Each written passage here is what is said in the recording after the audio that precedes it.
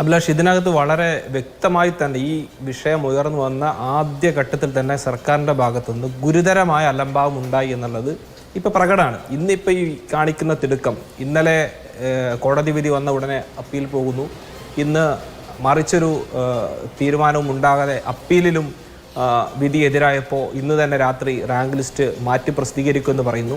ആ രീതിയിലേക്കൊക്കെ ഇപ്പോൾ സർക്കാർ കാണിക്കുന്ന തിടുക്കത്തിൻ്റെ 10% നേരത്തെ കാണിച്ചിരുന്നുവെങ്കിൽ ഈ അനാവശ്യമായ ഒരു സാഹചര്യത്തെ ഒഴിവാക്കാൻ സാധിക്കുമായിരുന്നു എന്ന വിശ്വാസം തന്നെയുണ്ട്. കേവലം ഈ പറഞ്ഞ എക്സ്പേർട്ട് കമ്മിറ്റിയെ വെച്ച് അതിൻ്റെ റിപ്പോർട്ട് കിട്ടിയിട്ട് പോലും എത്ര ദിവസം പരീക്ഷാഫലം പ്രസിദ്ധീകരിക്കാൻ എടുത്തു എന്നുള്ള വസ്തുതയൊക്കെ നമ്മുടെ ദിവസങ്ങളും അതിൻ്റെ തീയതികളും സഹിതം നമ്മുടെ മുമ്പിലുണ്ട്. ഇപ്പോൾ അഭിലാഷ് സൂചിപ്പിച്ചതുപോലെ ഒരു വലിയ വിഭാഗം വിദ്യാർത്ഥികൾ അവരുടെ മാനസികാവസ്ഥയെ വലിയ രീതിയിൽ ബാധിക്കുന്ന ഒരു അവസ്ഥയിലേക്ക് ഇന്ന് കാര്യങ്ങൾ എത്തിച്ചേർന്നിരിക്കുന്നു.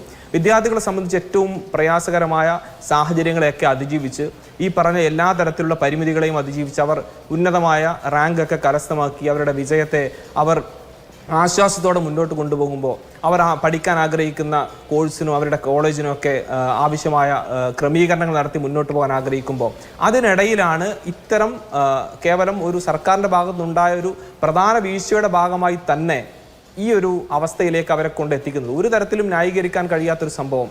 മന്ത്രി ബിന്ദുവിന് തന്നെ, ഉന്നത വിദ്യാഭ്യാസ മന്ത്രി ബിന്ദുവിന് തന്നെ ഈ കാര്യത്തിൽ ഒരു വ്യക്തതയും ഇല്ല. അടുത്ത വർഷം എന്ത് ചെയ്യുമെന്ന് വെച്ചാൽ ആ മന്ത്രിക്ക് മറുപടിയില്ല. ഇതിനിപ്പോൾ സുപ്രീം കോടതി പോകാൻ വല്ല വഴിയുണ്ടോ എന്ന് വെച്ചാൽ അതിന് മന്ത്രിക്ക് മറുപടിയില്ല.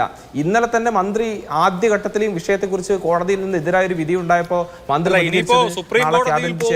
അല്ലെങ്കിൽ ഈ പറഞ്ഞ പോലെ മുഖ്യമന്ത്രി കാരണം AICTE സമയക്രമം അനുസരിച്ച് ഓഗസ്റ്റ് 14 പ്രവേശനം കഴിയണം. ഇനി സുപ്രീം കോടതിയിൽ പോയി ഇത്രയും വിദ്യാർത്ഥികളുടെ ഭാവി കളയുക എന്ന് പറയുന്നത് പോസിബിളേ അല്ല.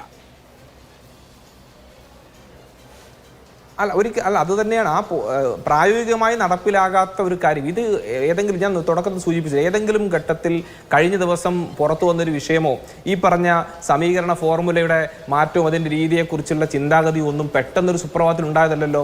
ഈ അധ്യയന വർഷം തുടക്കത്തിൽ തന്നെ ഇതിൻ്റെ എല്ലാ കാര്യങ്ങളെക്കുറിച്ചും വിശദമായി ഏത് രീതിയിൽ നടപ്പിലാക്കാം എന്ന് സംബന്ധിച്ച് ഉൾപ്പെടെ എന്താണ് അതിൻ്റെ പോരായ്മ, ഏത് രീതിയിലാണ് ഇത് വിദ്യാർത്ഥികളെ ബാധിക്കുന്നത്, കേരള സിലബസിലെ വിദ്യാർത്ഥികളെ ഏത് രീതിയിൽ ബാധിക്കുന്നു, CBSE ഉൾപ്പെടെയുള്ള മറ്റ് സിലബസിൽ പഠിക്കുന്ന വിദ്യാർത്ഥികളെ സംബന്ധിച്ച് അതിൽ എന്തൊക്കെ പരിഹാരങ്ങൾ ഉണ്ടാക്കാം, എന്തൊക്കെ ക്രമീകരണങ്ങൾ നടത്താം എന്ന നിർദ്ദേശങ്ങൾ സഹിതം വിവിധ സംഘടനകൾ ഉൾപ്പെടെ ഇതുമായി ബന്ധപ്പെട്ട് പ്രവർത്തിക്കുന്ന അധ്യാപകർ ഉൾപ്പെടെയുള്ള ആളുകൾ വളരെ കൃത്യമായി ഉത്തരവാദിത്തപ്പെട്ട മന്ത്രിയും മുഖ്യമന്ത്രിയും ഈ പറയുന്ന എൻട്രൻസ് കമ്മീഷൻ ഉൾപ്പെടെ മുഴുവൻ ആളുകൾക്കും കൃത്യമായ നേരത്തെ കാലക്കൂട്ടി വിവരങ്ങൾ കൈമാറിയിട്ടും പരാതികൾ നൽകിയിട്ടും ഈ പറഞ്ഞ അപേക്ഷകളായി നൽകിയിട്ടും എന്തിനേറെ പറയുന്നു പ്രത്യക്ഷ സമരം വരെ നടത്തിയിട്ടും ഈ പറഞ്ഞ ഇതിൻ്റെ അപ്രായോഗികത പരിഹരിക്കണം, ഇതിനകത്ത് വലിയ വിവേചനമുണ്ട്, ഇത് കഴിഞ്ഞ കുറെ നാളുകളായി തുടരുന്നു, അതിനകത്ത് ഇത്തവണയെങ്കിലും ഒരു മാറ്റം വേണമെന്ന് നേരത്തെ കാലയെ കൂട്ടി സമരം ഉൾപ്പെടെ പ്രതിഷേധം പ്രത്യക്ഷമായി രേഖപ്പെടുത്തിയിട്ട് പോലും ഈ അവസാന നിമിഷത്തിലേക്ക് എന്തിന് കാത്തുനിന്ന വലിയ ചോദ്യമുണ്ട്.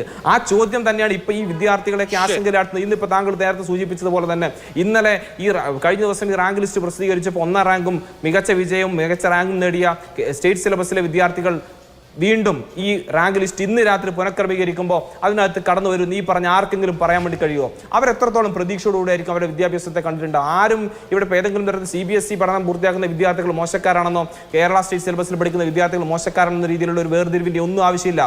ഇതിനകത്ത് പോലും ആശയക്കുഴപ്പം ഉണ്ടാക്കാൻ പരസ്പരം അത്ര ഒരു ചേരിതിരിവിൻ്റെ ഒരു സ്വഭാവത്തിലേക്ക് ഇതിനെ കൊണ്ടുപോകാനുള്ള ശ്രമങ്ങളൊക്കെ വേറൊരു വശത്ത് നടക്കുന്നു.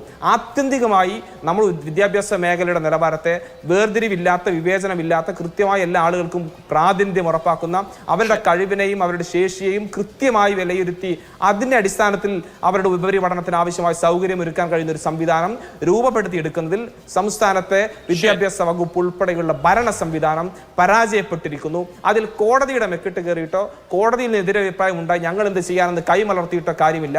ഇത് വിദ്യാർത്ഥികളുടെ ഭാവിയെ കൂടെ ബാധിക്കുന്ന മാനസിക നിലയെ പോലും വലിയ ഗുരുതരമായി